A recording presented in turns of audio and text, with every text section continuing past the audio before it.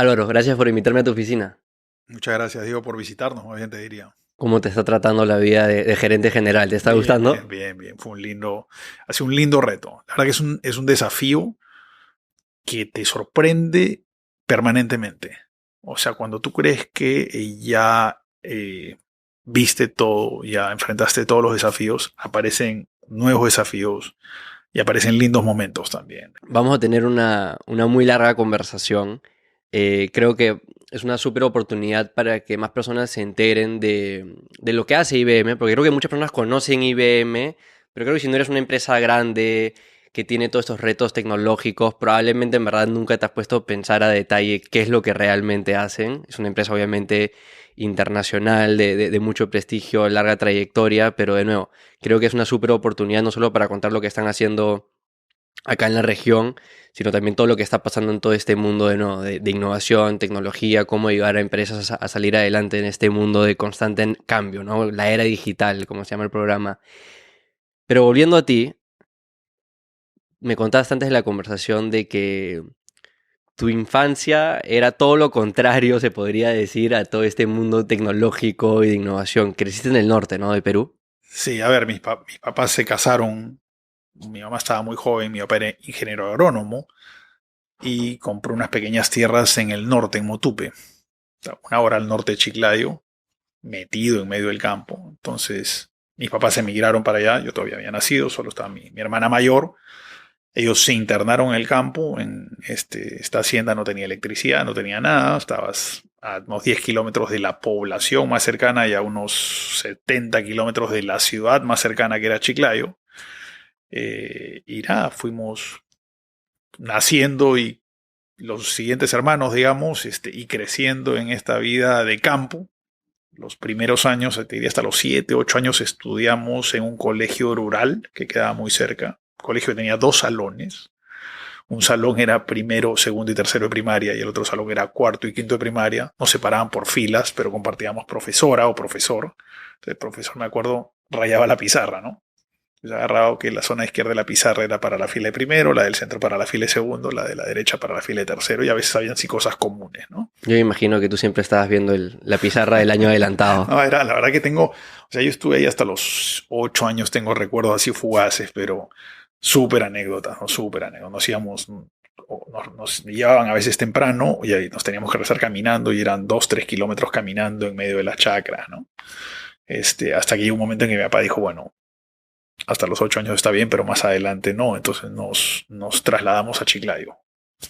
Entonces nos mudamos a Chiclayo, íbamos de lunes a viernes a Chiclayo, el viernes en la tarde salíamos al colegio y a la chacra, ¿no? Directo a la chacra, pues el ancla de vida era la chacra. Ahí crecimos, como te digo, y ahí vivíamos, no éramos, no pasábamos mucho tiempo en la ciudad más allá de lo necesario para ir al colegio. Acabando el colegio, ¿qué te metiste a estudiar?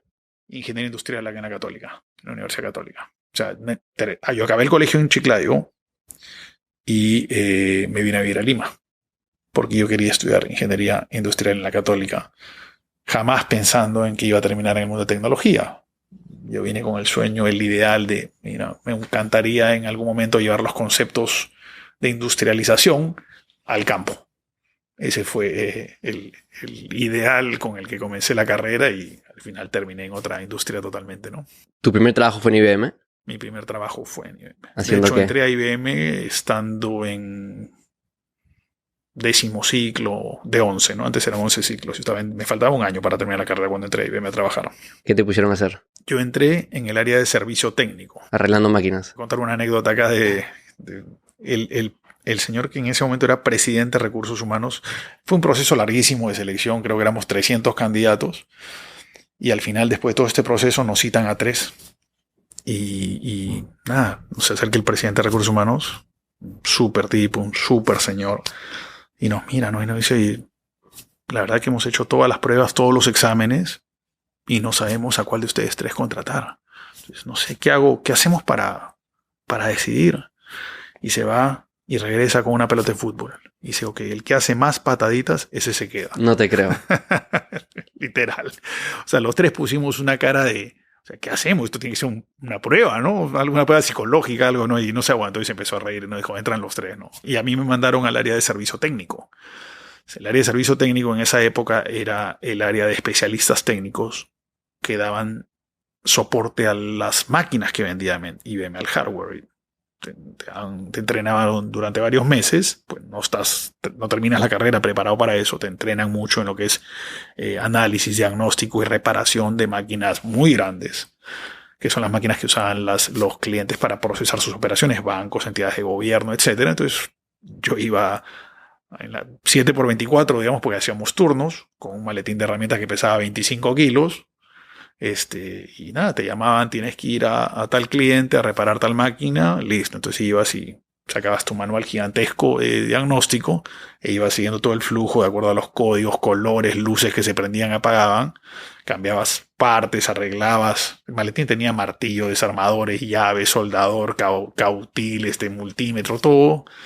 Te metías la corbata, porque era cortarme la corbata dentro de la camisa para no destruirla. Destruí varias corbatas, obviamente.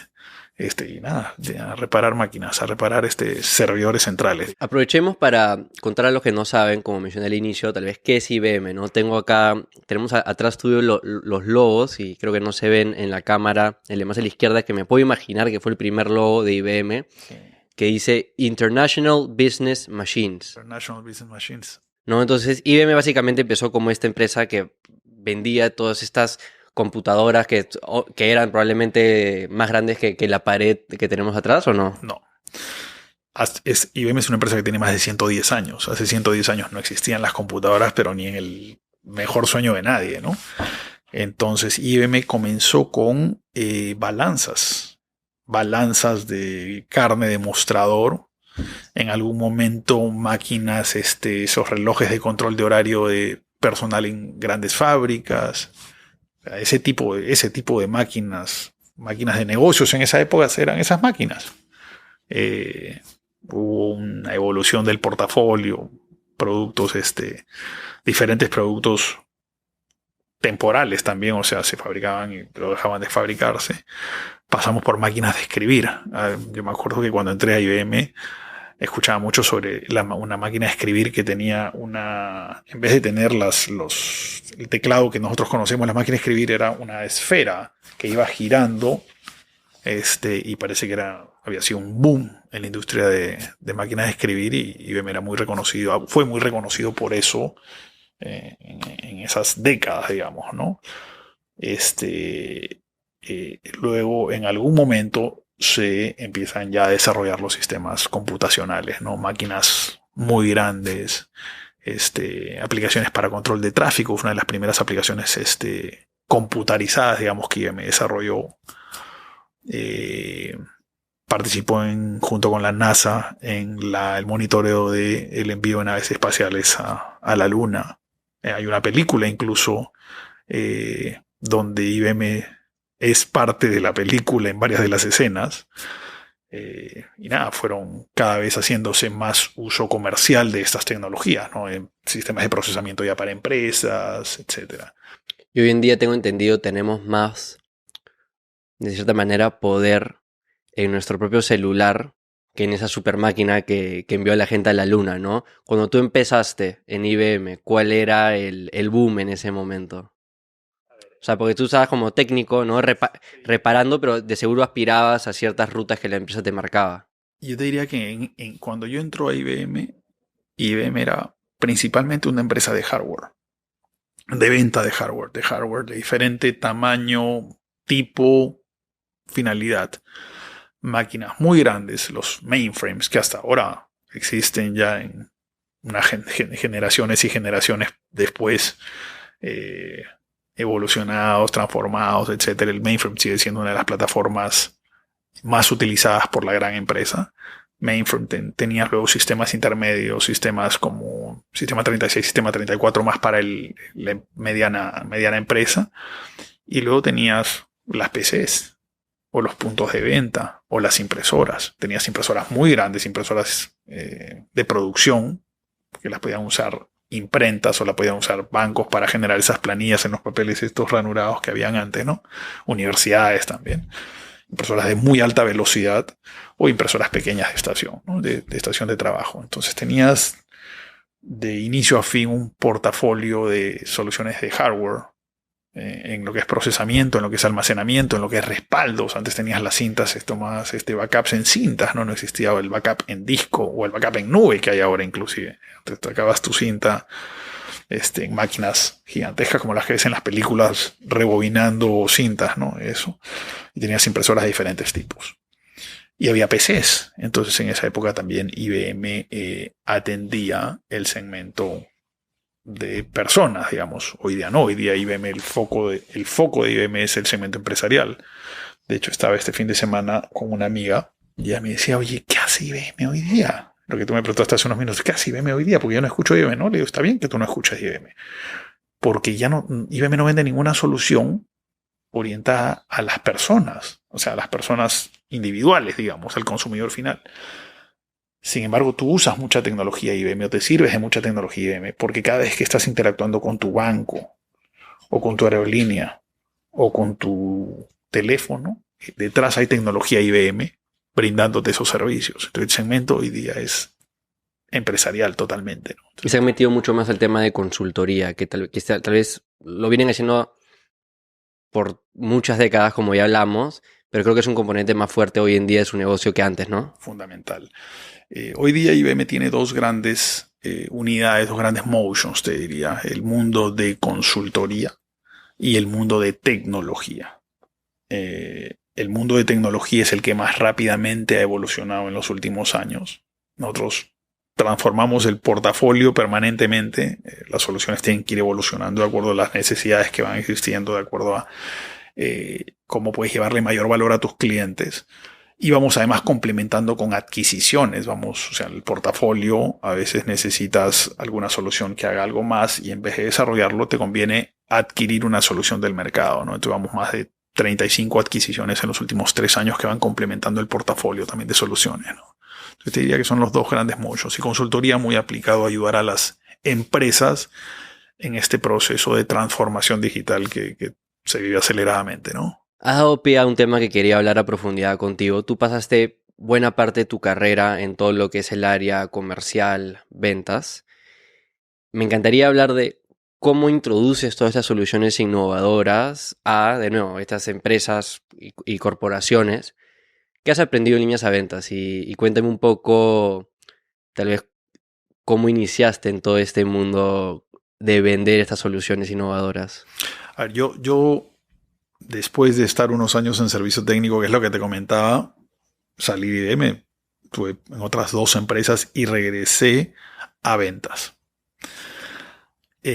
Nunca había pensado estar en ventas. Jamás, ni cuando estuve en el colegio, ni cuando estudié ingeniería industrial, ni cuando entré a IBM pensé que iba a terminar en ventas. Nunca me consideré vendedor. Yo creo que todos somos vendedores y lo tenemos latente. Todos vendemos algo y lo tenemos latente. Y es cuestión de irlo moldeando a lo largo de los años, además, ¿no? Porque no es que uno va teniendo diferentes características comerciales a lo largo de su vida. Y comencé en ventas y desde ahí he tenido oportunidad de estar en diversas áreas de la compañía. Te decía, la mayor de ellas comerciales, también áreas no comerciales, con diferentes perspectivas, ¿no? Atención a clientes, liderazgo de una brand, gestión del ecosistema. Todas han contribuido a mi desarrollo profesional. Todas te dan una perspectiva diferente. En todas enfrentas desafíos diferentes que se complementan, ¿no? Se complementan, pero todas contribuyen. O sea, a veces tú puedes crecer verticalmente, ¿correcto? No sé, entras para una posición y vas escalando dentro de esa misma posición y esa misma vertical.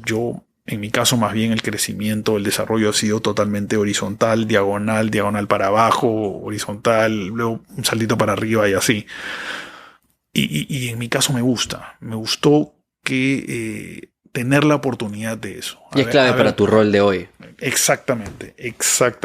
O sea, el haber podido pasar por todas estas áreas me da ese conocimiento general para poder enfrentar este reto de diferentes perspectivas. Creo que la única área en la que no he estado en IBM ha sido en el área de consultoría. Después he estado en todo el resto de áreas dentro de IBM. O sea, a lo largo de mis casi 30 años. Llenando de aportar valor a la audiencia, ¿no? Acá dueños de negocios que están escuchando o líderes de empresas, áreas de ventas también.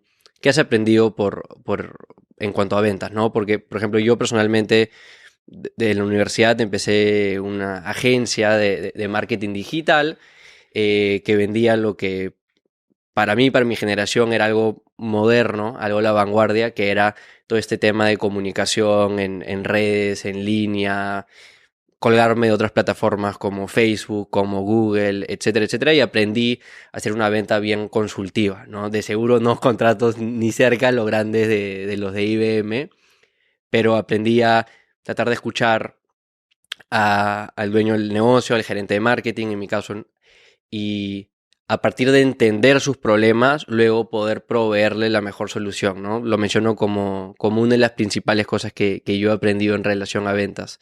Así como ello, tú que has aprendido de mejor introducir de nuevo, en este caso, los servicios y productos de IBM al mercado. Mira, tú has mencionado algo fundamental. Tú no puedes ir a vender u ofrecer algo si antes no conoces al cliente, su negocio, su problemática, su situación y sus objetivos.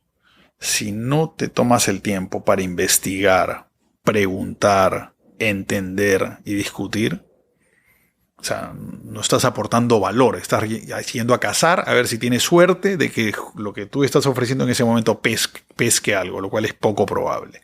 Entonces, tú has dicho algo totalmente válido, tú tienes que escuchar primero. En base a eso que escuchas, regresar con el cliente con una propuesta de valor que demuestre que has entendido lo que necesita y que le traes opciones para resolver eso, sea un problema, sea un proyecto de crecimiento, sea generar eficiencia, sea incrementar ventas en un canal, lo que sea. Pero tú tienes que traer, luego de haber escuchado, una propuesta diferenciada que traiga algún valor para ellos, con resultados rápidos hoy día. Hoy día tú tienes que tener resultados rápidos. Pocos clientes quieren lanzarse en grandes proyectos si no ven un beneficio en la fase 1 rápidamente y luego en base a eso deciden ir a la fase 2 y luego a la fase 3. Nadie te compromete las 10 fases del proyecto, sino fase por fase, como una visión obviamente de proyecto integral. Lo otro es que el ecosistema es fundamental, al menos en nuestra industria. Nosotros trabajamos con una red muy amplia de partners, de asociados de negocios, fundamentales para poder cubrir al cliente de la mejor forma. Primero porque es multiplicación de brazos. Nosotros con nuestro equipo podemos llegar a, voy a decir, 10 clientes. Con el ecosistema puedes llegar a 100. Solo para que quede claro, con un ecosistema te refieres a otras agencias, otras empresas que proveen soluciones que tú recomiendas al cliente y luego tercerizas, ves en parte el desenvolvimiento de esa solución con ellos. A ver, o también las tecnologías mismas. El ecosistema es una red de empresas que son canales registrados nuestros, autorizados a comercializar productos IBM. Y lo que hacen es, ya sea en modalidad de reventa o ya sea en modalidad de servicio, brindan servicios a sus clientes incorporando tecnología nuestra y o de terceros.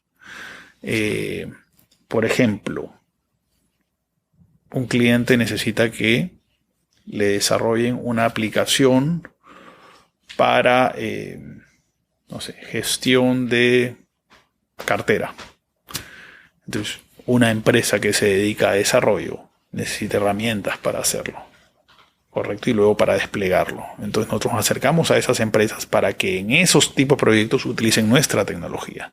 Entonces claramente tenemos que darles condiciones comerciales adecuadas, entrenamiento, etcétera, ¿no? Y valor, porque no somos la única empresa. Luego hablábamos de mainframe o de hardware o de servidores, empresas que revendan soluciones de mainframe o que den outsourcing, que usen infraestructura nuestra, o alguien tiene algún proyecto de, desarrollar o implementar una plataforma de análisis de clientes, correcto, análisis de perfil de clientes, pero la quiere en la nube. Entonces, los partners son empresas especializadas que pueden utilizar tecnología nuestra para darle eso a los clientes. Entonces, ellos complementan sus conocimientos, su experiencia, sus servicios con tu tecnología. Y a veces para dar esa solución la tecnología no necesariamente es de un solo fabricante. Pueden trabajar con 3 fabricantes. Es como piezas del rompecabezas. Nosotros vendemos piezas clave del rompecabezas y nuestros partners o asociados de negocios se encargan de completarlas con otras piezas, sean de otros fabricantes o sean de ellos mismos, servicios, experiencia, y darle una solución final al cliente. Esos son. Entender a fondo las necesidades del cliente, resultados rápidos, ¿no? Para comprobar resultados y que de nuevo confíen en el proyecto a la larga. Y este ecosistema de partners es clave. En onda de poder tal vez contar lo que tú has aprendido sobre cómo llevar a cabo un proceso de ventas, desde el sourceo del lead, desde que consigues ese prospecto hasta que tal vez ya le estás renovando y está fidelizando al cliente. ¿Tienes algún caso memorable que recuerdes de una venta que hiciste que tal vez en su momento no pensabas si iba a salir, te estabas estirando ya como profesional, era de nuevo un gran reto, el proyecto más grande que habías vendido, en onda de tal vez contar este proceso comercial?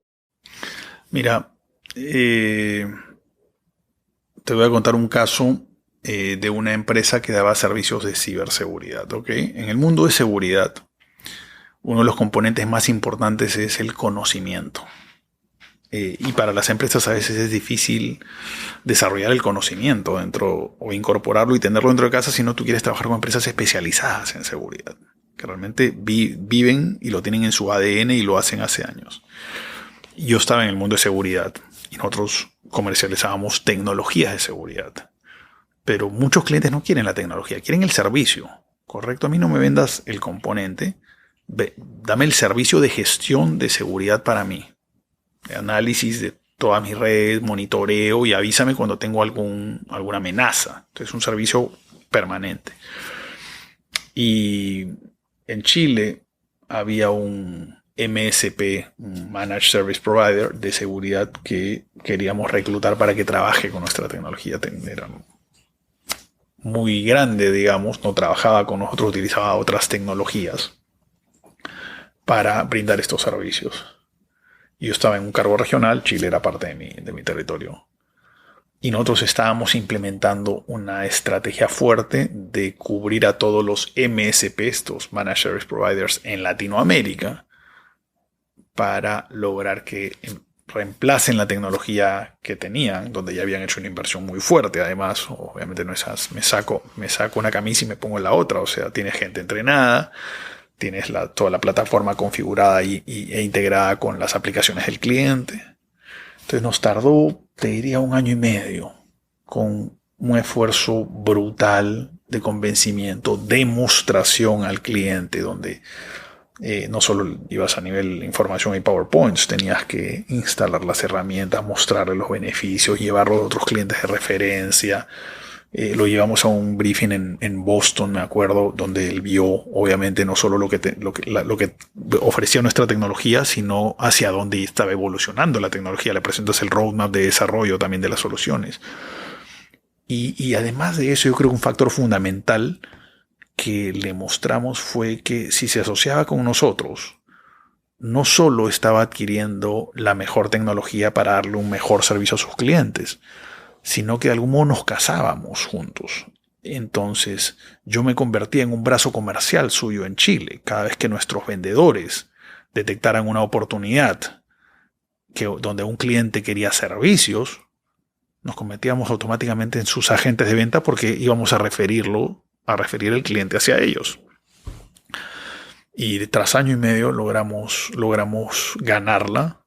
Fue un éxito a nivel América, digamos, fue reconocido y además fue como el primer domino, digamos, que cayó. Porque después de él empezamos a ganar otros MSPs en Brasil, en Perú, en México y así en la región, ¿no? Entonces nos fue súper bien. Fue la más difícil de lograr, pero una vez que la logramos y cayó esa, logramos varias más en Latinoamérica.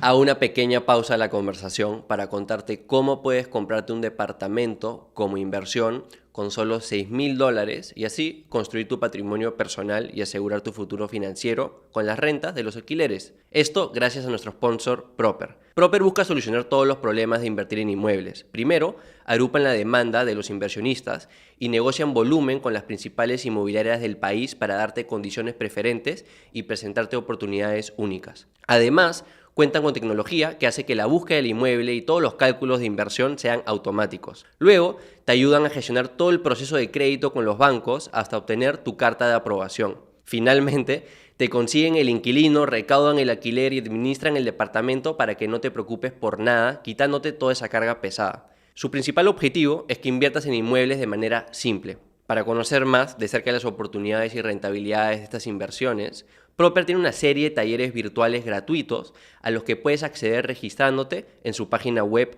proper.com.pe. Ahora, de vuelta a la conversación. Volviendo al tema de ciberseguridad, ¿cuántos años pasaste metido, especializándote ligeramente en ciberseguridad? Fue unos 6 o 7 años. Fue un paso lindo, la verdad. Te comentaba que es una de las experiencias más bonitas que he vivido en IBM. Porque cuando entré en el mundo de ciberseguridad, me acuerdo que me dijeron, Álvaro, vas a tomar ciberseguridad para estos países. Y yo mismo dije, oye, pero ¿por qué? ¿Por qué me estás haciendo?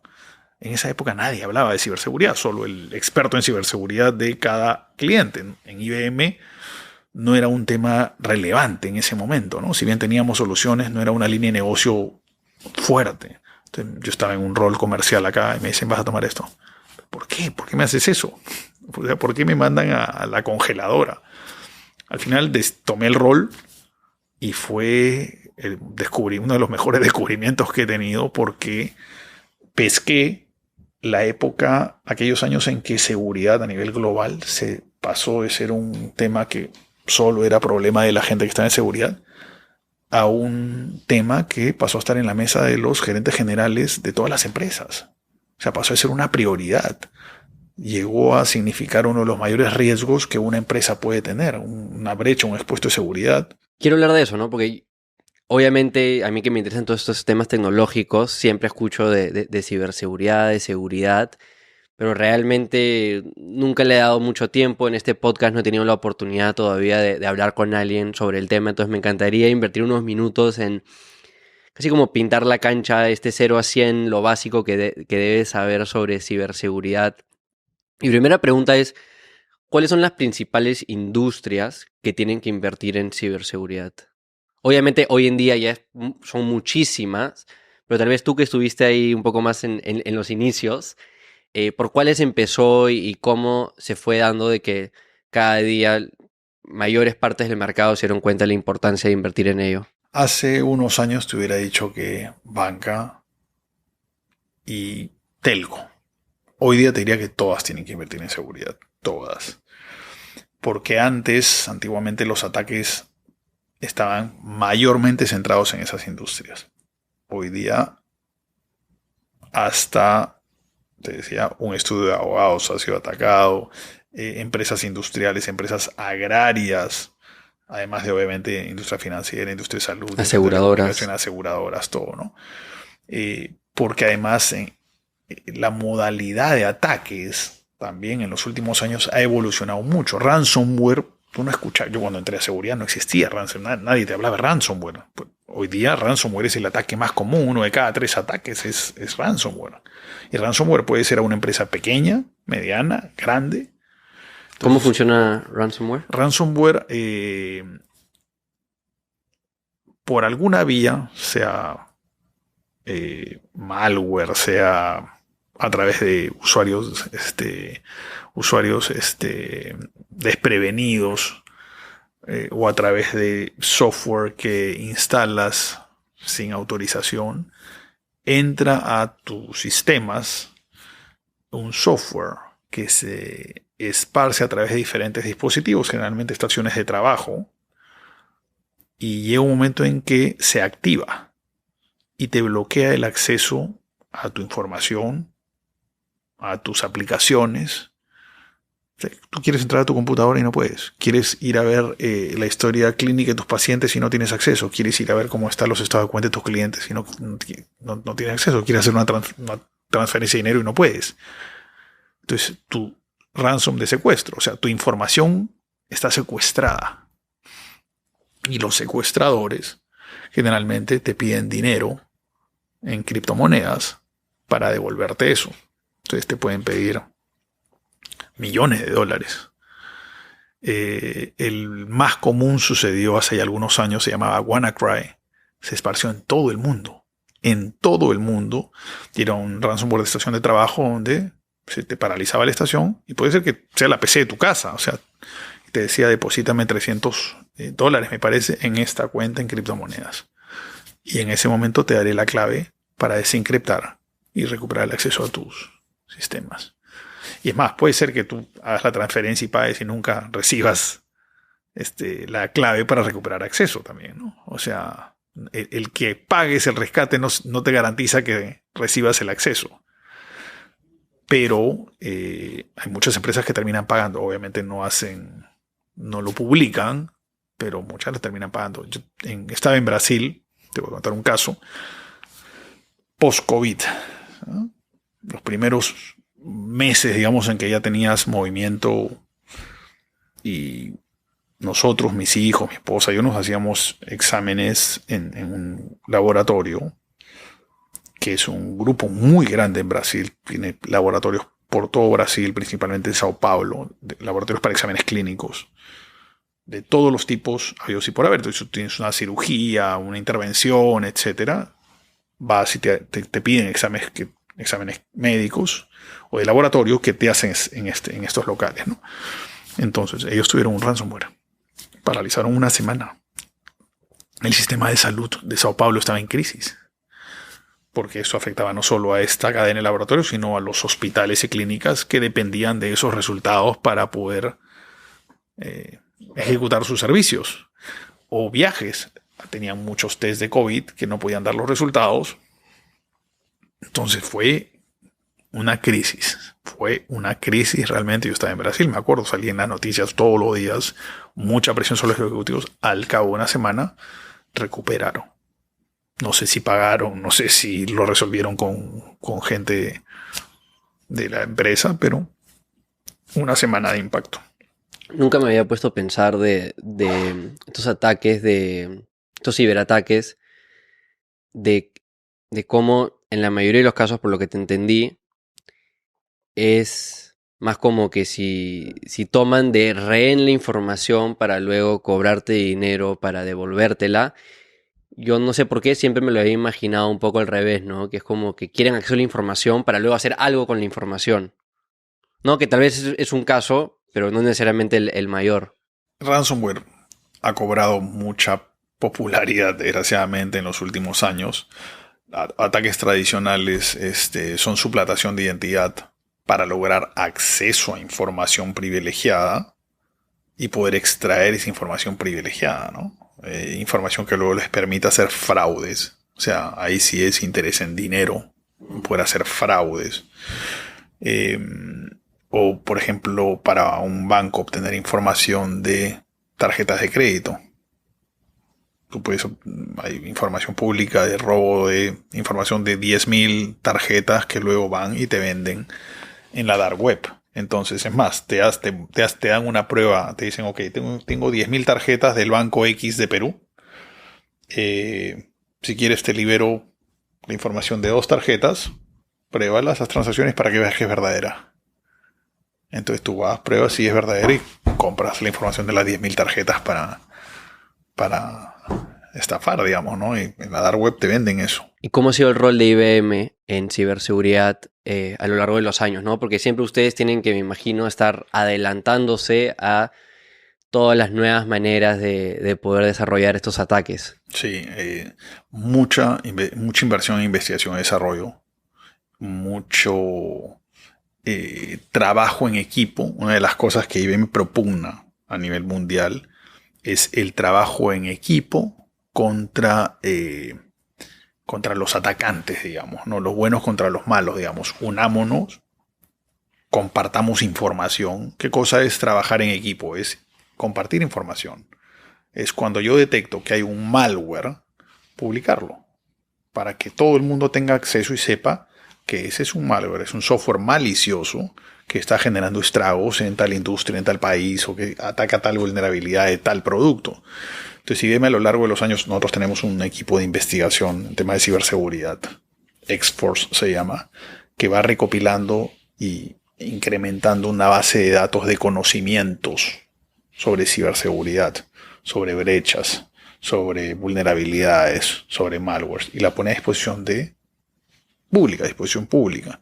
Entonces yo me propugna eso. O sea, las redes, el trabajo en equipo, el compartir información para justamente estar al mismo nivel y un paso más adelante que los equipos de maleantes cibernéticos. Bueno, pues son mafias, ojo, no es que tú te imaginas al hacker que está solo en su casa, no, son mafias. Estos son mafias internacionales. ¿Qué tendencia estás viendo en el mundo de ciberseguridad? Porque mencionaste, por ejemplo, de que tratan de cobrar por cripto, pero yo me imagino que también blockchain mismo también se vuelve, ¿no? La otra cara de la moneda se vuelve como uno de los principales, una de las principales tecnologías para justamente dar ciberseguridad. A ver, te diría incorporación de inteligencia artificial, ¿correcto? El potenciar, finalmente tú provees servicios, provees tecnologías que al final son utilizadas por personas, ¿correcto? Entonces, por ejemplo, en un SOC, un Security Operations Center, normalmente tú integras las herramientas que tienes en el SOC, las integras con diferentes herramientas, plataformas y tecnologías y sistemas que pueda tener el cliente, ¿correcto? Y están recabando información permanentemente y correlacionando a ver qué cosa puede ser un incidente. Mira, Álvaro Santamaría entró a esta computadora a tal día, a tal hora, pero no tenía acceso. Pero además también Álvaro Santamaría fue un día a una agencia a tratar de sacar dinero y utilizó una tarjeta que no era suya. Y además resulta que el hermano de Álvaro Santamaría trabaja aquí en el banco y está tratando de acceder a información que no debería acceder. Entonces, No, Álvaro es un maleante. Hay algo ahí. Correcto, hay algo extraño ahí. Entonces, correlacionar eventos, ¿ok? Y determinar cuál de ellos puede ser un expuesto de seguridad y cuál no. Bueno, eso lo analiza una persona. Hay decenas de miles de eventos al día que la persona tiene que analizar. Y solo uno podría ser una brecha de seguridad o ninguno. Entonces, tú para analizar eso necesitas herramientas y tecnología. Y conforme la complejidad de los ataques sea cada vez mayor, necesitas también asistencias como inteligencia artificial que te ayude también a hacer tu trabajo mucho más eficiente. Que los maleantes también están usando justamente por las mismas razones para combatir, ¿no?, este tema de seguridad. Vi una noticia hace poco, no sé si es una noticia falsa o no.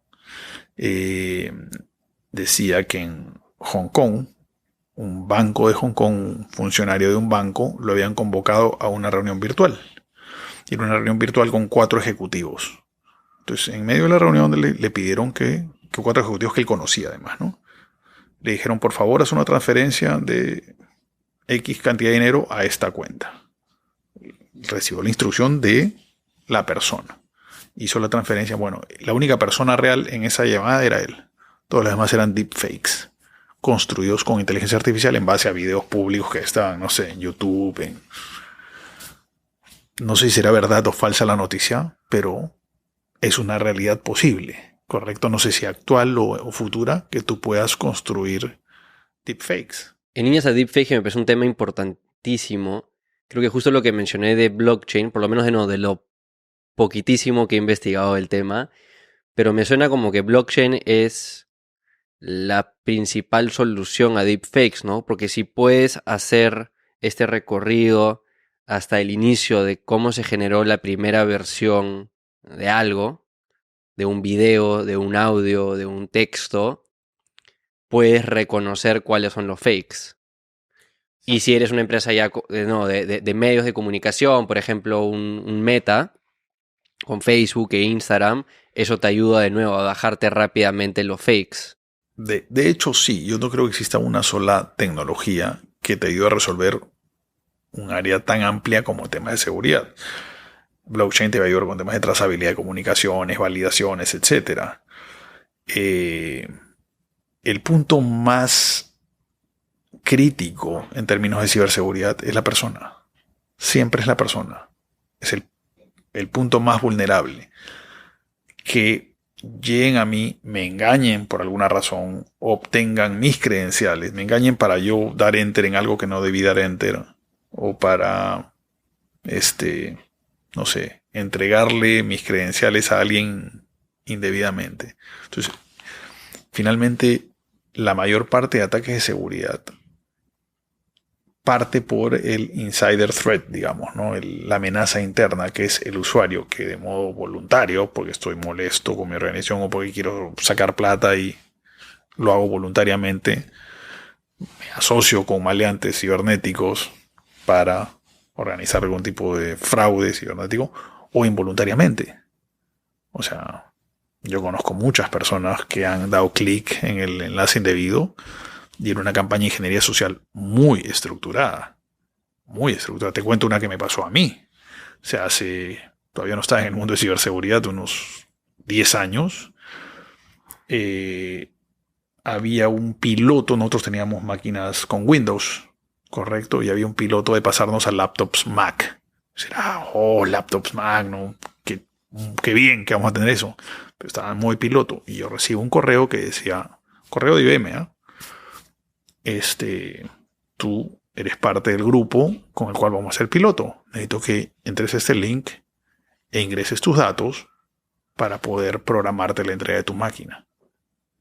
Entonces hice clic y me salió un mensaje: usted no pasó esta prueba de seguridad.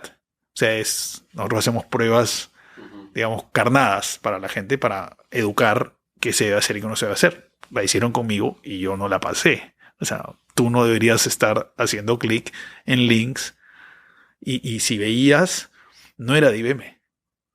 Alguna letra la habían cambiado, parecía de IBM, pero el correo no venía de IBM. Entonces hay formas en que tú puedes identificar y validar. Hoy día yo no hago clic en nada que no valide antes. Y no, en líneas a lo de deepfake, inteligencia artificial, creo que cada día va a ser más difícil, obviamente, darse cuenta qué es real y qué no. ¿Qué tendencias ves por ahí, no? Porque, por ejemplo, mencionaste, ¿no? Al inicio, te pregunté cuáles eran las principales industrias donde se empezó ese tema de ciberseguridad y mencionaste las telcos. Cada día veo... Y banca, ¿no? Cada día veo como, por ejemplo, empresas, uno de los principales usos iniciales que estoy viendo para inteligencia artificial en líneas a empresas implementándolo es para todo el tema del call center, soporte, ¿no? Hoy en día hay muchas empresas grandes, corporativas, que llamas y ya no te contesta una persona, ¿no? Te contesta una máquina que está reconociendo lo que le dices y en base a eso derivándote a la mejor solución. Si como sociedad nos acostumbramos a estar hablando con máquinas, eso es más fácil para que, de nuevo, estos maleantes, estos que quieren atacar con AI, con inteligencia artificial, se les haga más fácil convencernos de que estamos hablando con la persona correcta. Yo creo que la inteligencia artificial va a llegar a un punto en que no vas a saber que estás hablando con una plataforma de inteligencia artificial. Claro. Va a llegar a un punto en que no es que estés hablando con una máquina, tú no sabes con quién. Eso es como la prueba de Turing, ¿no? O sea, de que la prueba de Turing, ¿no? De a ver si puedes reconocer de que estás hablando con una máquina o no. En temas, yo creo que siempre vas a tener tecnologías que te van a permitir identificar amenazas, inclusive si el delincuente, digamos, está utilizando inteligencia artificial. Esto es una carrera. No es que uno la gana o el otro la va a ganar. Siempre... Eso iba, ¿no? Con lo de IBM, ¿cómo están ahí adelantándose? Las tecnologías que van saliendo y desarrollándose para el mundo comercial, los delincuentes también las van adoptando. Estamos hablando ahora de computación cuántica. Correcto, computación cuántica. Uno de los riesgos que se le ve es el uso como un instrumento para violar patrones de ciberseguridad. Entonces, hoy día, por ejemplo, existen estándares de encriptación de 128 hasta 256 bits, me parece. hardware y software que te encripta la información. Entonces, con la tecnología que hoy día existe, así sean las supercomputadoras, desencriptar eso es imposible. ¿Correcto? Entonces, tú encriptas información sensible de información médica, suponte, historiales clínicos están encriptados porque es información súper sensible. Alguien obtiene esa información y la quiere desencriptar, incluso con computadores como un mainframe tardaría demasiado tiempo. Conforme esté avanzando la computación cuántica, tú puedes llegar a desencriptar eso en minutos u horas, ¿correcto? Entonces sale el concepto quantum safe. O sea, empezar a desarrollar computación cuántica para justamente protegerte de esos riesgos también.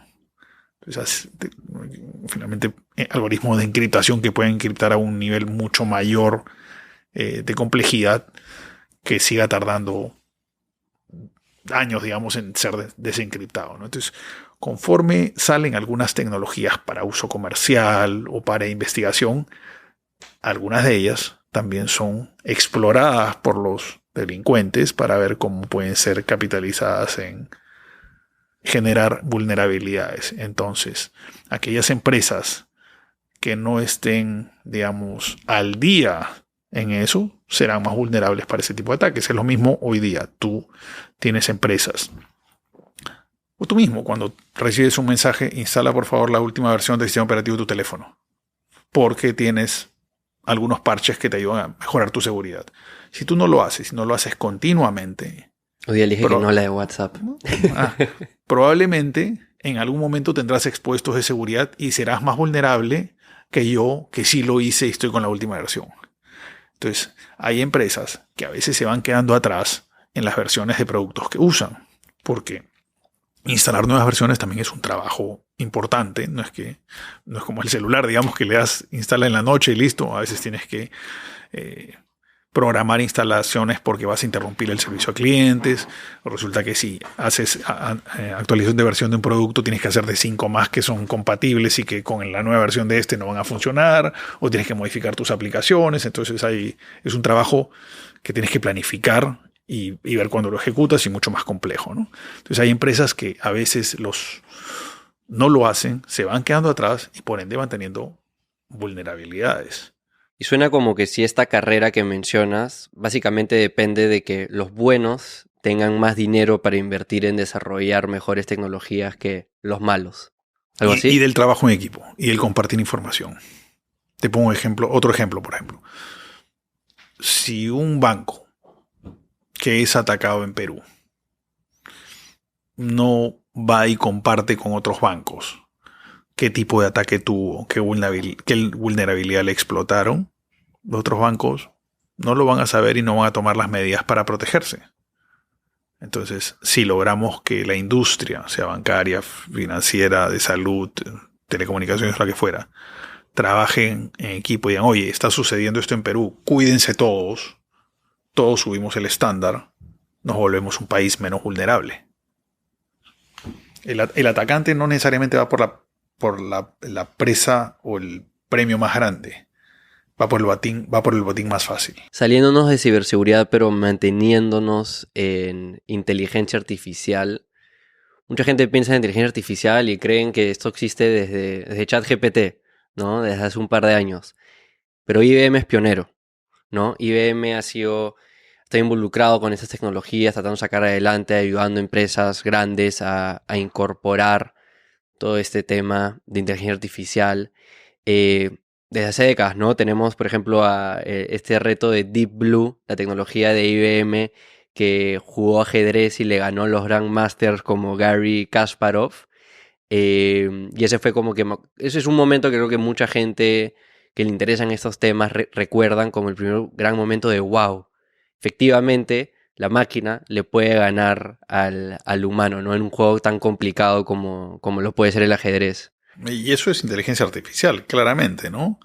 Fue en los 80s y se entrenó a Deep Blue, que era este gran computador de IBM, a entender los movimientos en el tablero del contrincante y proyectar movimientos y en base a eso definir una estrategia. no ganó la primera vez. De hecho, ganó a la séptima, porque fue aprendiendo y aprendiendo de sus enfrentamientos, digamos, de sus partidas con Kasparov. Finalmente lo venció y fue muy sonado, pues la primera vez que tenías una computadora que podía ganarle a un humano en ese tipo de competencia. Pero no es la única. Te voy a mencionar algunos hitos. Años después, ya en los 2000, Jeopardy. ¿Has oído hablar del juego Jeopardy? Jeopardy es un juego básicamente de conocimientos, de preguntas y respuestas, pero donde la dificultad no es solo el conocimiento, sino es la pregunta, porque a veces hay preguntas en doble sentido o hay preguntas en contexto. Y Watson, que era ya la nueva plataforma de inteligencia artificial, Watson es la persona que fundó IBM, por eso a las plataformas de inteligencia artificial de IBM se les ha llamado como marca, digamos, Watson. Entonces, Watson, esta plataforma de inteligencia artificial compite con los dos campeones de Jeopardy de Estados Unidos. Y les gana. Que deben ser los hombres más cultos del mundo. Pero lo impresionante es que Jeopardy perdía en las preguntas más simples. Watson perdía en las preguntas más simples por doble sentido. Porque entendía a veces la pregunta de modo literal y había un doble sentido en la pregunta. No era una pregunta complicada, no era una pregunta de conocimientos, digamos, ¿no? Pero igual ganó. Más recientemente, Project Debater, que es mucho más difícil, se hizo competir a Watson, una evolución obviamente del Watson de Jeopardy, contra el campeón de debates de Europa. Y se les dio un tema. Tú sabes que cuando tú tienes un debate, uno defiende la posición a favor y el otro defiende la posición en contra. Y el tema era si la educación pública de menores debía ser subsidiada o no. ¿Correcto? Y es impresionante. Yo he visto el video en YouTube, lo puedes ver, IBM Net Debater. Y es primero tienes que entender lo que dice la otra persona. Pues la otra persona lanza argumentos, establece una posición. Tú tienes que primero establecer luego tu posición y luego debatir en base a lo que la otra persona ha dicho. O sea, ya tienes una inteligencia artificial mucho más evolucionada. Pues no es que va y te trae información de algo. Debate contigo y responde a los argumentos que tú has traído. Como una caja menos cerrada, ¿no? Pero además ya razona sobre lo que tú expusiste, digamos. Yo tengo que comprender lo que tú expusiste, comprenderlo, pues yo no sé lo que tú vas a decir, comprenderlo, y luego traer argumentos que rebaten o refutan eso. Entonces fue sumamente complicado. Y tú escuchas los argumentos que pone Watson en la hora de establecer su posición y son súper sólidos.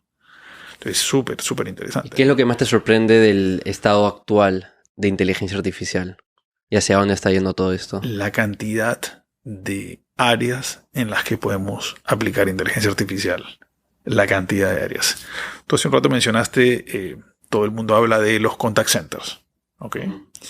Un caso real, hemos firmado hace pocos meses la transformación del contact center de un banco muy grande. Ese contact center tiene 1.200 posiciones. Correcto, 1.200 agentes. Y tiene un NPS, nivel de satisfacción muy bajo. Es ineficiente, etc. Y muchas de las consultas que le hacen son consultas bien operativas, ¿no? Oye, ¿cuánto tengo en mi cuenta? ¿Cómo saco un crédito hipotecario? ¿Cuál es la tasa para un crédito automotriz? Así, ¿no? Entonces ellos han establecido varios objetivos. Y lo están trabajando con nosotros, con inteligencia artificial de IBM, Watson X. Entonces uno de los objetivos, por ejemplo, es a la larga, a lo largo de la duración de este proyecto, quiero llegar a que aproximadamente el 70% de las llamadas sea atendidas por inteligencia artificial, sea en modo de audio, en modo de voz o en modo de WhatsApp, texto. Entonces quiero llegar a que, ya hicimos la estadística, el 70% de las llamadas. El otro 30%, que va a hacer llamadas por temas más complejos, de mayor valor, van a pasar a gente. Y donde sea necesario, quiero que la gente tenga un asistente. El asistente es inteligencia artificial. En este caso es un asistente que está escuchando la conversación, ¿correcto? Sea digital o sea en audio, la está escuchando y le trae a la gente, a la persona que está respondiendo, le trae la información que necesita para responder mejor. O sea, si tú me estás llamando, yo soy la gente y la atendí yo, me va a traer tu información para saber cómo te respondo mejor. Si me empiezas a preguntar sobre, no sé, un reclamo que has hecho al banco, me va a traer la información del estatus de tu reclamo. Entonces, para que la atención sea mucho más efectiva, quieren bajar el tiempo promedio de llamada, que hoy día es de 5 minutos, bajarlo a 3,5, para justamente darle un mejor servicio al cliente. Quieren subir el NPS en 50%. O sea, se han puesto esos objetivos de negocio bien agresivos. Estamos trabajando con ellos en eso. Pero a lo que quería llegar es que ese es el punto de partida. Pero, por ejemplo, se abren conversaciones una vez que se ve la potencia de la plataforma en cómo lo aplicas a procesos, cómo lo aplicas a reclamos, cómo lo aplicas a fraude, cómo lo aplicas a ciberseguridad, cómo lo aplicas a mejorar la atención en la agencia. Ventas. Entonces, te me preguntas qué me sorprende la diversidad de procesos dentro de la empresa, dentro del negocio, donde puedes conseguir mejoras con inteligencia artificial. He escuchado a muchas personas decir, mucha gente experta en el tema de inteligencia artificial, de que si les preguntabas hace 5 años, por decir un número, qué trabajos iban a ser los primeros en ser afectados, todos te decían estos blue collar jobs, ¿no? Todos esos trabajos más manuales, sí, va a reemplazar el que maneja el tractor, va a reemplazar al que está poniendo cosas en estantes en una tienda y va a ser una máquina que lo hace. Y lo último en ser afectado va a ser todas estas habilidades creativas, ¿no? Y a la hora de la hora, con ChatGPT principalmente, nos hemos dado cuenta de que estas cosas creativas, el poder escribir, el poder resolver problemas hablados como en un contact center, han sido los primeros en ser afectados. ¿Esto te sorprendió? Yo creo que sorprendió a todos de algún modo, ¿no? Uno no prevé la potencia de inteligencia artificial hasta que empiezas a tocarla, a verla cerca de ti. Has visto, hoy día hay diferentes herramientas con las cuales tú puedes generar arte, generar música, generar videos con inteligencia artificial. Yo creo que hay muchas tareas, sobre todo tareas operativas, que van a ser asumidas poco a poco más por plataforma de inteligencia artificial y se crearán otras tareas, como ya se están creando hoy día, ¿no? Que capitalicen la incorporación de este tipo de tecnología. Y en el caso de IBM, IBM siempre ha sido una empresa que no está ahí al lado de otras empresas apoyándolas para que se mantengan a la vanguardia, pero ¿cómo inteligencia artificial ha cambiado, en tu opinión, el rol de IBM como este aliado? Un hito muy importante fue el lanzamiento el año pasado de la nueva plataforma de inteligencia artificial generativa de IBM Watson X. Basada en 3 pilares, ¿no? Todo lo que es AI, que es la plataforma de generación de modelos, la parte de data y la parte de governance. Yo siento que la combinación de esos 3 componentes va a ayudar mucho a las empresas a incorporar rápidamente inteligencia artificial. Hoy día te diría que, a diferencia de hace 2 años, no hay conversación o reunión que yo no tenga con clientes donde no salga el tema de inteligencia artificial. Hablemos de lo que hablemos en términos de tecnología.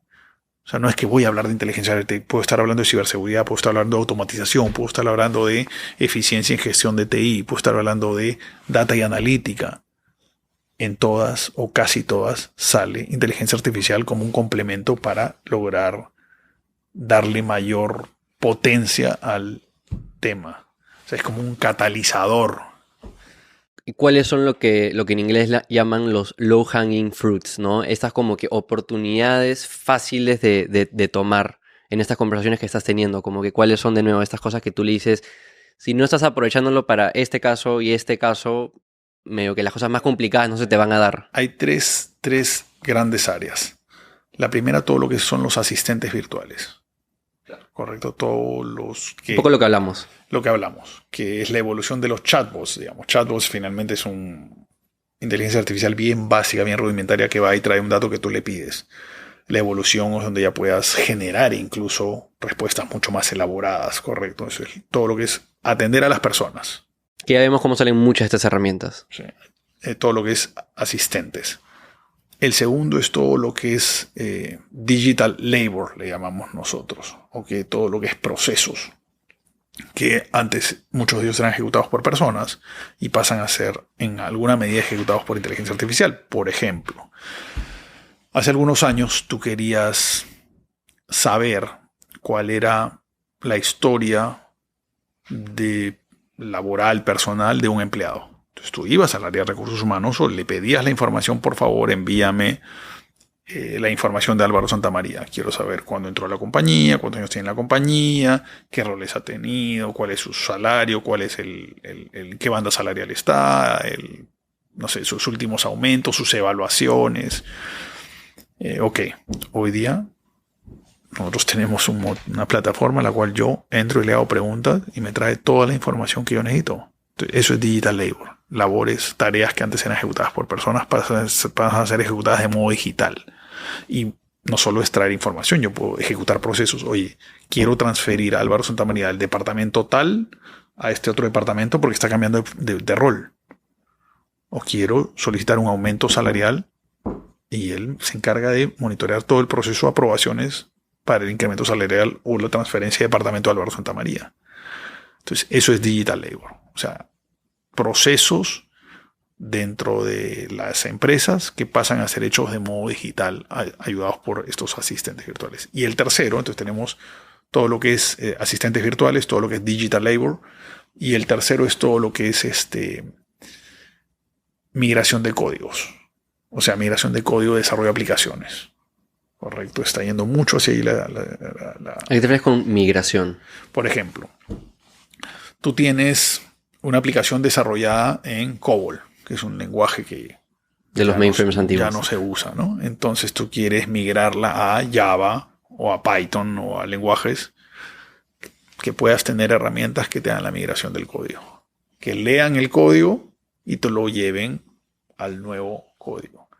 O que tú tienes una aplicación y tú la ves y, oye, ¿qué hace esta aplicación? O sea, no quiero tener que leerla toda para entender qué cosa hace. Inteligencia artificial la lee y te dice, ok, esta aplicación lo que hace es extrae data de la tabla tal, la transforma en tal, actualiza tal registro, te trae tal campo. Entonces te dice en modo de texto qué es lo que hace la aplicación solo viendo el código. O al revés, quiero hacer una aplicación que haga esto, te genera el código. En líneas a eso, y un poco en líneas también a lo que mencioné hace un rato de que este tema de inteligencia artificial ha venido por esos trabajos creativos. Un trabajo creativo es desarrollo también, ¿no? Desarrollo de código. Y hay debate online, seguro has visto un poco de qué tan afectados van a ser los desarrolladores, ¿no? Que hoy en día es uno de los roles más prestigiosos, uno de los roles mejor pagados del mundo moderno, ¿no? El desarrollador de software. Y ahora hay mucha gente que dice de que no, pues le voy a poder escribir una máquina, desarróllame tal aplicativo con tales funcionalidades, cópiate de este otro app y boom, ya te bota todo el código. Y técnicamente la necesidad de saber desarrollar es menos importante que antes. Yo me imagino de que en líneas generales creo que esto es cierto, tal vez para programaciones más fáciles y siempre se van a necesitar de nuevo este desarrollador por lo menos 9 sobre 10 para las cosas más complicadas y también para revisar e iterar sobre el tema de inteligencia artificial, pero ustedes que trabajan bastante con todos estos sistemas y programas y desarrollan también, ¿cómo afecta al mismo desarrollo de software e inteligencia artificial? La evolución de la tecnología siempre va a ser necesario que tengamos que adquirir nuevos conocimientos. Mi madre sufre hoy día con la tecnología que le toca manejar, ¿correcto? Porque no creció en la época de adopción acelerada de tecnología. Yo tengo que ir adquiriendo conocimientos permanentemente. Lo mismo pasa con inteligencia artificial. Va a haber tareas que van en términos de desarrollo de aplicaciones que van a ser reemplazadas por inteligencia artificial. Pero con el ejemplo que tú dabas, tú vas a tener que desarrollar habilidades en personas que le digan a la inteligencia artificial qué hacer. Eso no existe. No existe el rol de alguien hoy día que le diga a alguien, desarrollame una aplicación de este tipo. Porque si yo te digo, yo le digo a la inteligencia artificial, desarrollame una aplicación que haga esto, probablemente lo que salga sea basura. Llena de bugs. Porque tú tienes que aprender cómo solicitarle al motor de inteligencia artificial lo que quieras que haga para que el índice, el prompt, para que lo que salga tenga un margen de errores mínimo, y vas a tener que tener a alguien que haga QA, Quality Assurance, después de eso. Entonces aparecen otras profesiones, otros problemas, otras necesidades de conocimientos que tendremos que ir desarrollando, ¿no? ¿Qué otros roles nuevos son generados? Así como mencionaste el desarrollador, el experto en prompts. ¿Se te ocurre que hay otros roles nuevos que salen? Sí, todo lo que sea data. La data es la ingesta para inteligencia artificial. Toda la preparación de la data necesaria para ser utilizada por los modelos se convierte en un punto sumamente relevante. Porque garbage in, garbage out. O sea, si tú no alimentas con la información correcta a los modelos, lo que va a salir es información incorrecta. Entonces, si tú vas a incorporar inteligencia artificial en tus operaciones, en atención a clientes, en atención a empleados, o sea, tienes que asegurarte que la información que estás procesando es información consistente, validada, real. Entonces, todo eso cobra mucho más relevancia. El tercer punto, gobierno. La estrategia, si una empresa adopta inteligencia artificial, tiene que tener una estrategia de gobierno. De gobierno de la inteligencia artificial, para ver trazabilidad, para ver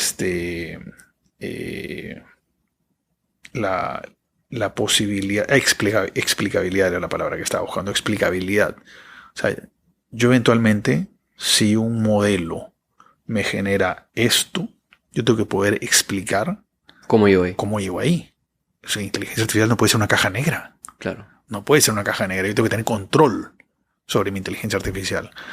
Gobierno, explicabilidad, trazabilidad, seguridad. Si eres una empresa, una clínica, ¿no? Que usa inteligencia artificial de alguna manera para dar un diagnóstico, por más de que vas a tener al doctor ahí para que haga ese quality assurance al diagnóstico, si al doctor le estás dando información falsa, irrelevante, y está haciendo un quality assurance sobre el resultado que le da, o sea, puede ser trágico. De acuerdo a la información analizada, te quedan 2 meses de vida. Quedan las consecuencias de eso. Doctor, ya tómate unas vacaciones, ese es su quality assurance. Las consecuencias de eso, no lo mismo para información financiera. Entonces aquí está en juego reputación de la empresa, el negocio, etcétera. Entonces la parte de gobierno va a generar también un área sumamente importante. Hay una serie de discusiones sucediendo a nivel global, principalmente en Estados Unidos, sobre ética en el uso de inteligencia artificial, ¿no? Quería hablar del tema de data, ¿no? Más que nada en líneas a IBM.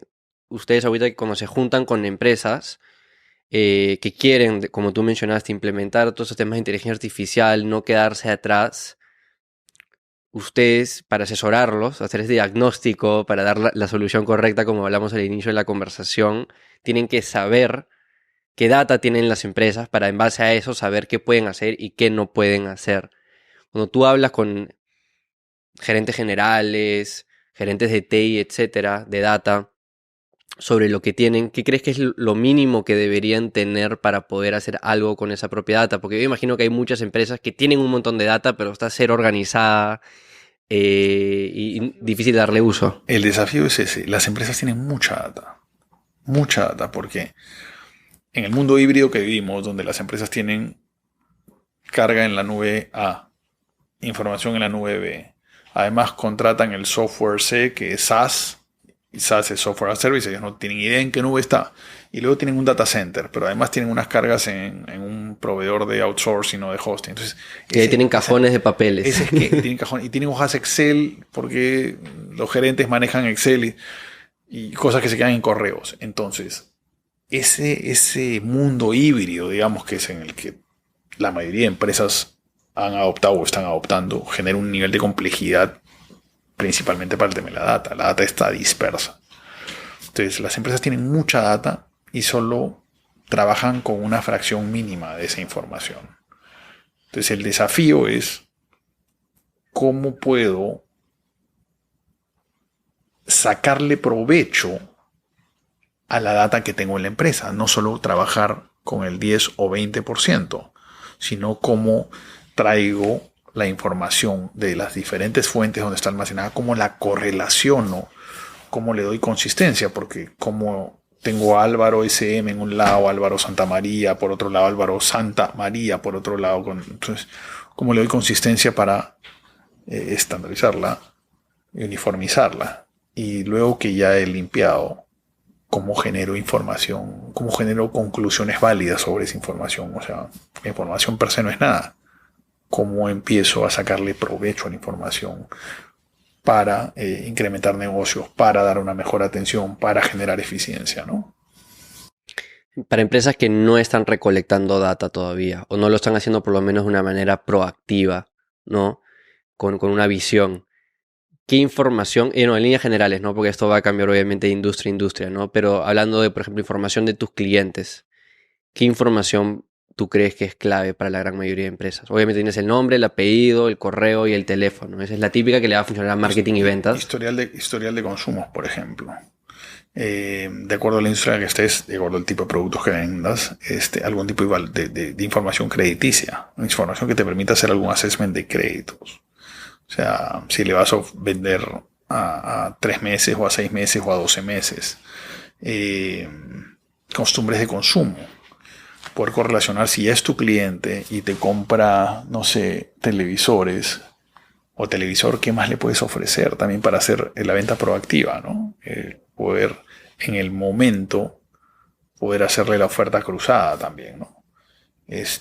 Algo que necesito que me expliques es, hoy día vi de que Nvidia, la empresa que yo diría que un alto porcentaje del mundo nunca ha escuchado a esta empresa, nunca le ha dado mucho interés, ha superado en valorización a Amazon y a Google.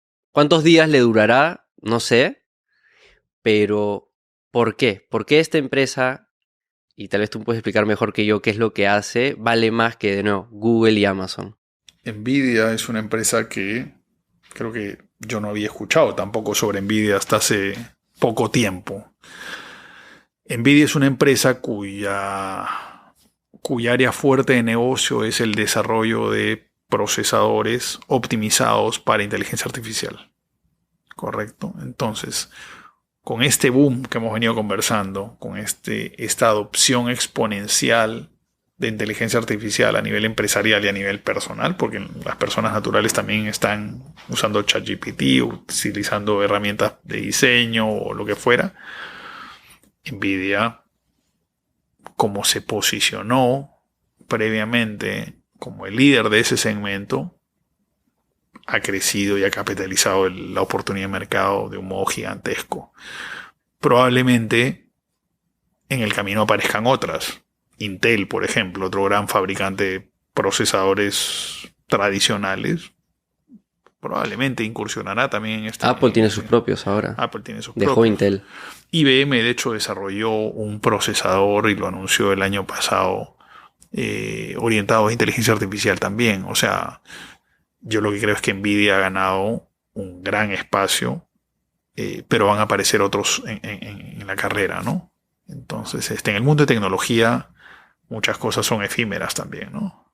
¿Qué cosas no hemos hablado que muchas empresas, tú crees, no le están dando suficiente atención, que está en tendencia y deberían por lo menos invertir tiempo en averiguar más del tema? Hemos hablado, la nube, por ejemplo, es algo que, otro de estos grandes términos estas grandes inversiones que muchas empresas hacen. O sea, AWS, la gente no se da cuenta que Amazon, mejor negocio que el negocio de retail es el negocio de AWS y todo el tema de cloud y la nube. Ahora, el tema de la nube yo creo que ya es un tema adoptado por muchas empresas. Ya digamos, la mayoría de empresas lo adoptaron en esquemas híbridos, como te comenté. Son pocas las empresas que están 100% en nube. Tal vez alguna empresa, una fintech o alguien que comenzó ya en el mundo digital. Un Nubank. O empresas que están 100% en el... Tampoco creo que hayan empresas que sigan 100% on-premise, digamos, ¿no? En data centers. Entonces, casi todas tienen un esquema híbrido. Yo tengo clientes que me dicen, Álvaro, no hay forma de que yo lleve mis aplicaciones centrales a la nube. Por un tema de riesgo, exposición de información, pierdo el control de la información, lo pasa a tener el proveedor de nube y no quiero ese nivel de riesgo. Y luego latencia, ¿no? Tiempo de respuesta, porque muchos de los centros de procesamiento están en otras latitudes. El cloud yo diría que es una tecnología que ya viene siendo adoptada de modo acelerado y muchos clientes ya lo tienen. Inteligencia artificial yo creo que es la tecnología que todos deberían adoptar, porque hasta ahora todo el mundo habla de inteligencia artificial, pero digamos, estamos desarrollando casos de usos con clientes, algunos ya lo están incorporando, pero eso siento que va a empezar a acelerar. Y en líneas generales, o sea, hay gente que te escucha que estás repitiendo y siendo insistente con el tema de inteligencia artificial y dice, pucha, ya fácil, dedico mi carrera, dedico mi futuro a involucrarme a mayor profundidad en este tema. Obviamente no, toda persona es capaz de aprender nuevos temas, pero ¿qué tipo de personalidad, qué tipo de aptitudes crees que debe tener alguien que puede triunfar en este mundo de inteligencia artificial?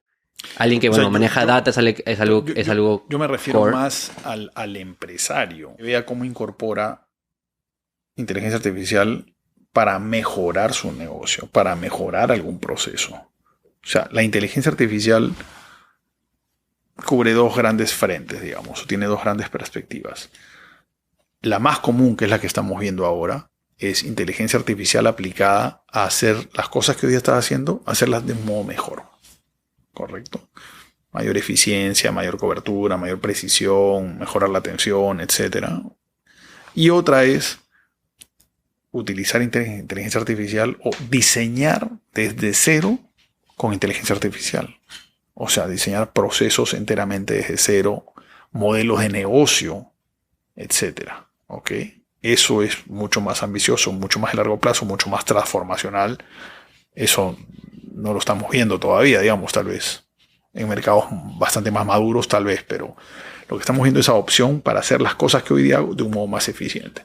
Entonces, mi sugerencia es ahí, para todos, vean, o sea, escuchen y no se cierren, porque probablemente haya algún aspecto de su negocio, algún proceso donde se pueda incorporar IA para mejorar algún índice, lograr alguna eficiencia, atender mejor, tener mejor información.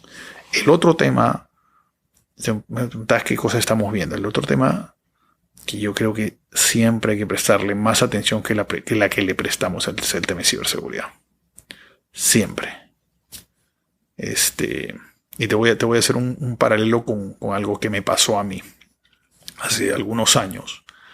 A mi vecino se le inundó su departamento. Y no tenía seguro.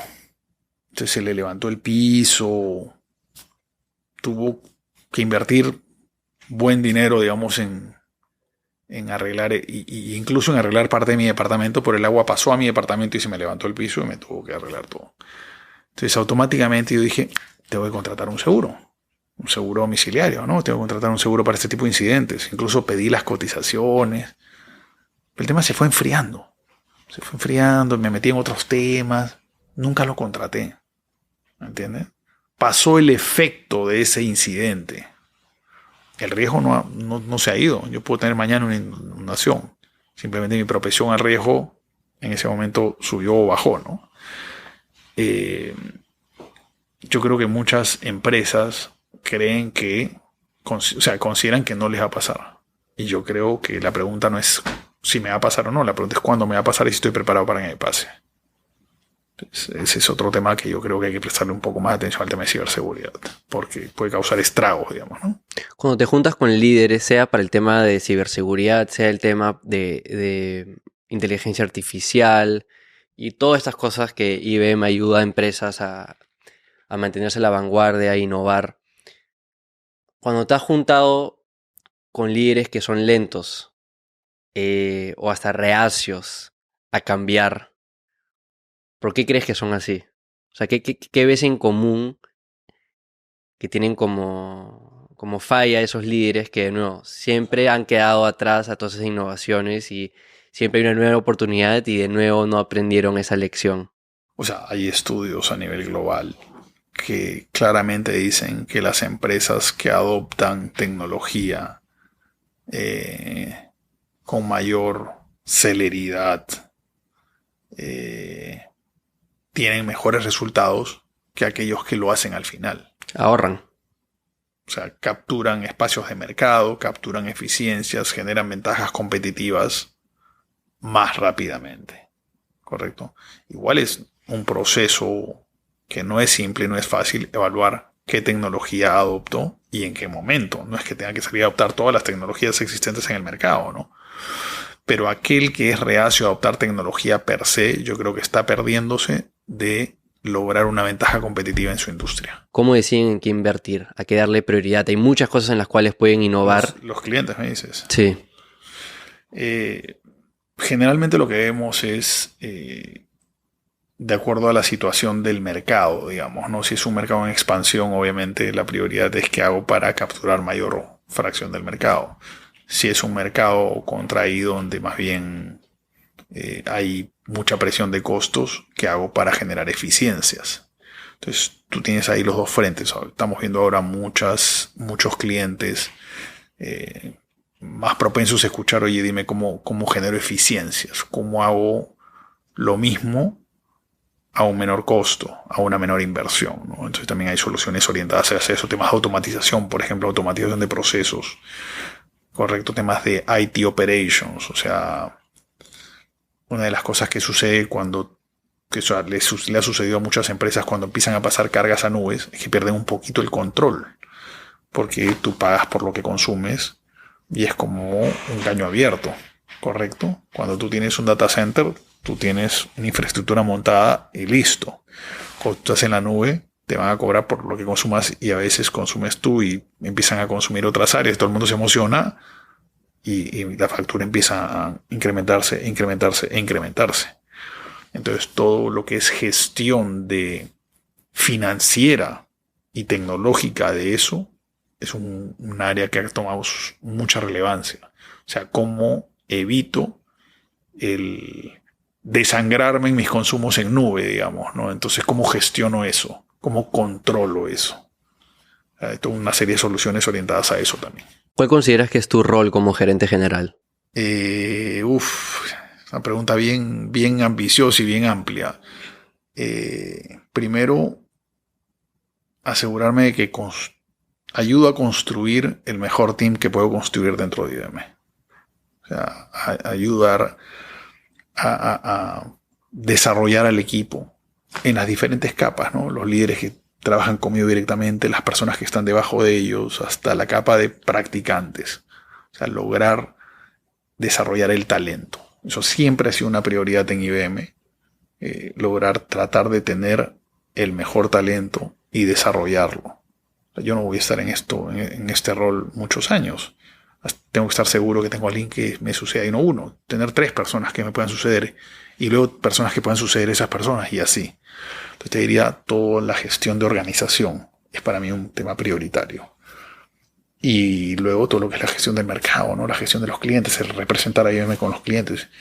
El lograr que IBM represente, IBM me refiero a todas las personas que tocamos a los clientes, represente a IBM, que los empleados de IBM o los ejecutivos de IBM representemos a IBM como esperamos verla, con esa excelencia en servicio que te comenté hace unos minutos. O sea, atendiendo a los clientes y llevando valor, mostrando qué está haciendo hoy día IBM.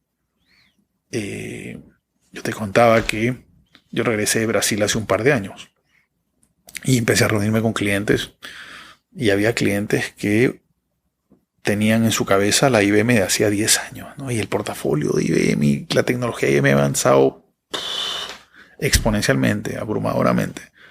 Entonces, cuando vamos hoy día y hacemos talleres con clientes de mostrarles el portafolio, descubrir casos de uso con ellos. O sea, la vez pasada un cliente me decía, Álvaro, o sea, no sabía que ustedes tenían todo esto.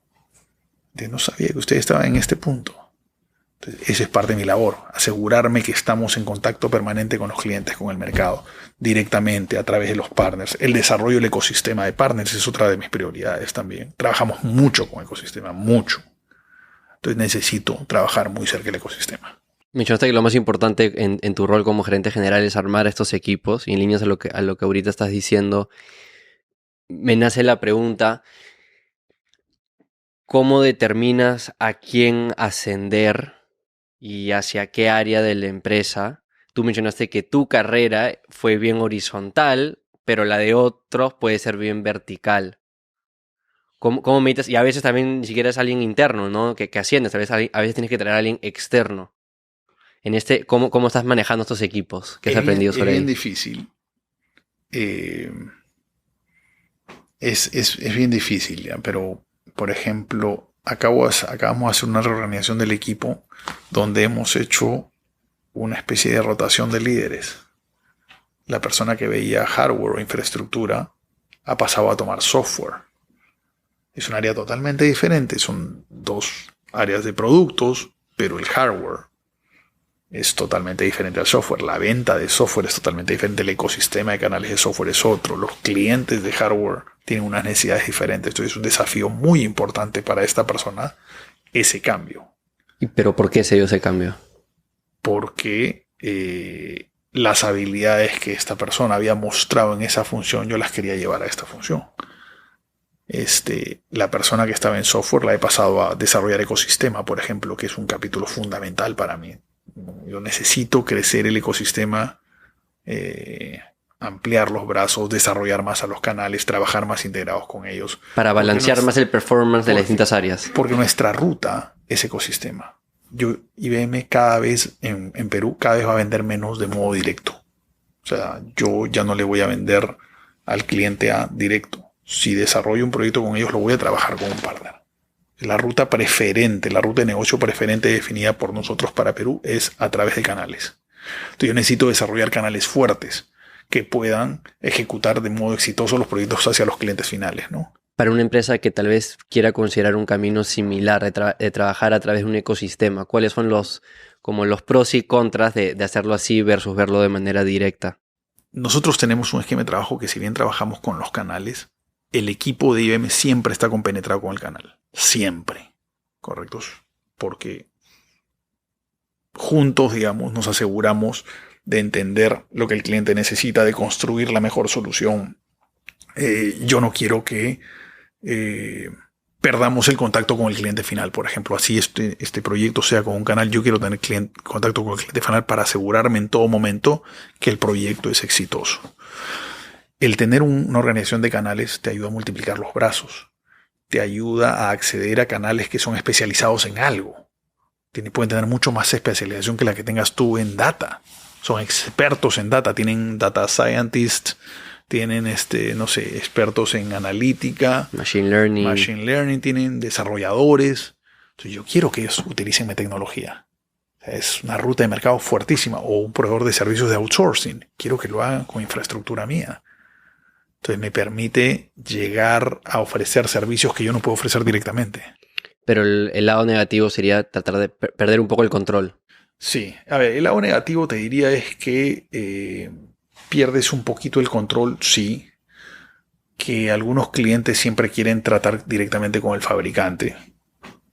Correcto, no, yo quiero tratar directamente contigo. Pero lo compensas cuando incorporas canales que tienen valor agregado, que tienen un conocimiento y una especialización bien fuerte en algo. Y en el mercado hay eso. Hay canales muy especializados. Hay empresas de ciberseguridad muy fuertes en ciberseguridad que tienen décadas en ciberseguridad, correcto. No quiero que acabe esta conversación sin preguntarte qué consejos tienes para gente joven, gente tal vez en sus 20 que recién está entrando a la fuerza laboral, alguna recomendación que le darías a tus propios hijos o al hijo de un amigo. Mira, y se la doy a los practicantes, por ejemplo, que son chicos de 20, como tú dices. Y es algo que yo no hice, ojo.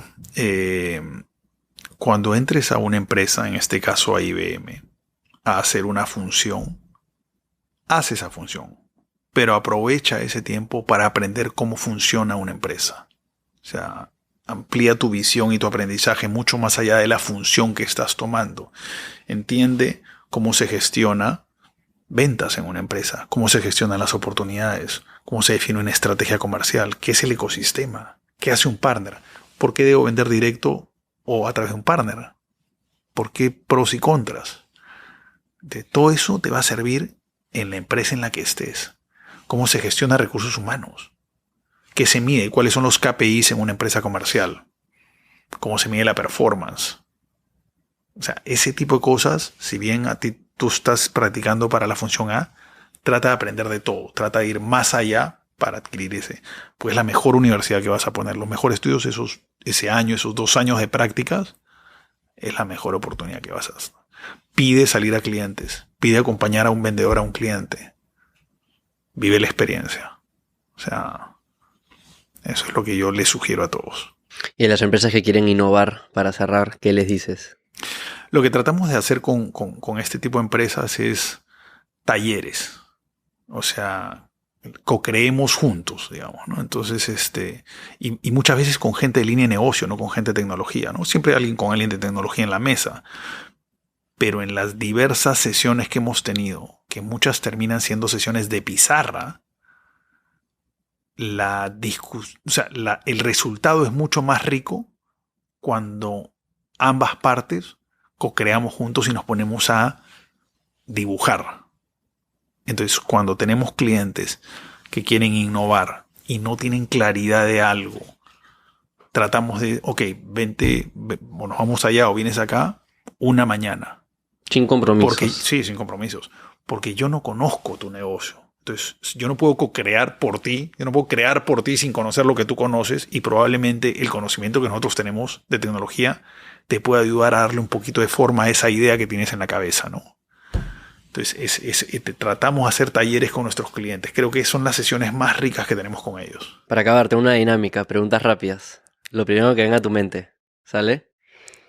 Cuando piensas en la palabra exitoso o exitosa, ¿quién es la primera persona que viene a tu mente? Te diría que mi madre, ¿ah?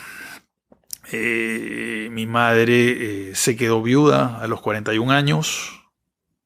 Le tocó con 5 hijos de 10 a 20 años. Vivía en una chacra. No sabía nada de agronomía. El agrónomo era mi papá.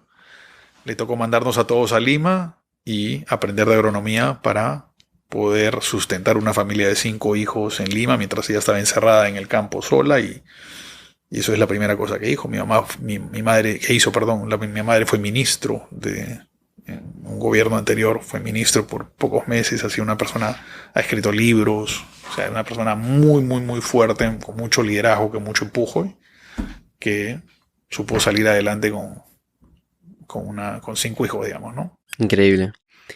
¿Qué es algo que tú crees que es cierto que otras personas dirían que estás loco por creer? Qué difícil esa, ¿no? ¿Será que Perú va a ir al Mundial? Uy, no, ya muy loco para mí.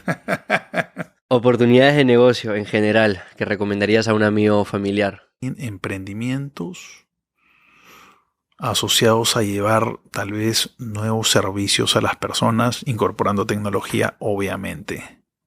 Un poco esas cosas básicas de inteligencia artificial, tal vez. Sí, claro, ¿no? Para mí inteligencia artificial, y lo converso con amigos a veces, siempre escuchen, siempre investiguen un poquito, siempre estén atentos, porque va a empezar a aparecer alrededor nuestro más rápido de lo que creemos. ¿Qué herramientas, softwares usas en tu día a día para gestionar el negocio y tu vida? No sé si es un defecto o algo bueno, yo escribo todo.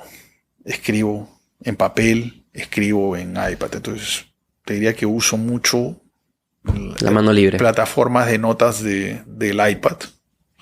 Utilizo mucho G-Cálculo, soy como buen ingeniero, soy un tipo de números, soy muy malo para letras, muy malo por eso elegí una carrera numérica, entonces temas de hojas de cálculo, temas de anotar todo.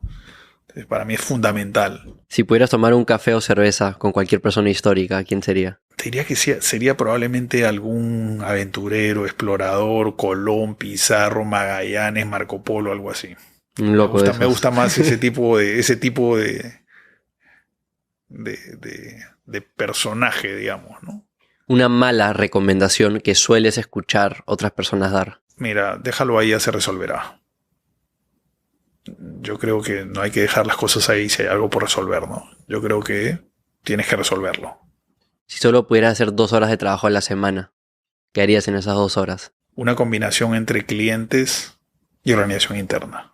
O sea, para mí las dos cosas son fundamentales, ¿no? O sea, clientes porque tienes que ver qué está pasando en el mercado, tienes que mostrar lo que tienes. Y organización interna porque tienes que asegurarte de desarrollar lo que hablamos hace un rato, desarrollar talento, desarrollar a tu gente, tener el mejor talento, llevarlos hacia el objetivo. Si tuvieras que tener otra profesión, ¿cuál sería? ¿Agrónomo? No sería ninguna de humanidades, claramente. Tal vez ingeniero civil, Me gusta. construir algo así, pero no sería nada asociado a no sería abogado nunca, no podría, no tengo esa habilidad, no la tengo.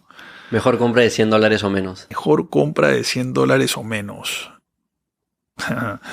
Tengo un vasito que me compré hace 20 años. Es un vasito que ahora ya está de moda en todos lados, pero en esa época no. Es un vasito térmico de doble pared insulada en el que ponías la botellita de cerveza y se mantenía fría. Me la compré hace 20 años cuando nadie pensaba en esas cosas. Ahora lo ves por todos lados, ¿no? Y lo tengo hasta ahora. Un panel en la calle que toda la ciudad podría ver. ¿Qué escribirías? A mí me gusta el eslogan de Nike, que es Just Do It, ¿no? Ese me encanta. Pondría algo así, o sea, hazlo. No dejes las cosas así nomás. Exactamente, pues asociado con lo anterior, ¿no? ¿Qué nuevo hábito del último par de años ha sido el que más te ha ayudado? Yo jugué fútbol toda mi vida. Dejé de jugar fútbol por rodillas, por ¿De qué juegas? defensa. Y hace 2 años, coincidentemente, empecé a jugar tenis. Y me ha salvado porque me gusta hacer deporte. Entonces, estoy aprendiendo a jugar tenis. Obviamente nunca jugué tenis en mi vida, ni nada de raqueta ni de paleta. Pero disfruto mucho. Igual pierdo con todos los que juego, pero disfruto mucho No, y siempre es importante tener algo en tu vida de que eres principiante. Sí, y deporte, y sudar, así pierda, así gane, pero salir empapado de la cancha me parece espectacular. Me ayuda a desestresarme y a, no sé, mantenerme mejor anímicamente también. ¿Libro que más has recomendado? Asociado con del personaje histórico, me gustan mucho los temas de aventuras. O sea, me gustó mucho Juego de Tronos. Me gustó mucho toda la secuela del Hobbit. Mi madre nos contaba una historia cuando éramos chicos de un hobbit, un personaje chatito, enanito, que luchaba contra orcos. Yo pensé que era cuento hasta que años después descubrí que había un libro. Entonces me los he leído todos, obviamente, ¿no? Todo ese tipo de lectura. Hay una de Santiago Posteguillo también el desarrollo del Imperio Romano, ese tipo de cosas. No, ¿Película que más has recomendado? ¿La saga del Señor de los Anillos? Juego de Tronos me pareció una de las películas mejor hechas. Casi nunca una película sale igual que el libro, o cercana al libro. El libro es mucho más rico generalmente. Juego de Tronos fue una serie súper. Acá Conrad los ha leído. Te juro que iba a la librería tratando de ver antes de que salga la temporada siguiente en televisión, a ver si ya salía. La de La Casa del Dragón se viene la nueva temporada. Sí. Y la última, ¿cuál ha sido la mejor inversión que has realizado? Puede ser de dinero, tiempo, energía. El tiempo que paso con mis hijos. A mí me gusta pasar mucho tiempo con mis hijos. Cada vez es más difícil, cada vez crecen más, pero el tiempo que invierto de estar con ellos es para mí la mejor inversión, te diría. Tengo hijos pequeños, mellizos. A ver, me ha encantado esta conversación. La vamos a tener que repetir en unos pocos meses cuando todo este mundo de inteligencia artificial haya avanzado. ¿Algún mensaje final que quieres dejar a la audiencia? No, la verdad que muchas gracias a ti. Súper bueno esta conversación así. Ir tocando diferentes temas del negocio, la industria. Estas preguntas rápidas que me hiciste. Sin pensar.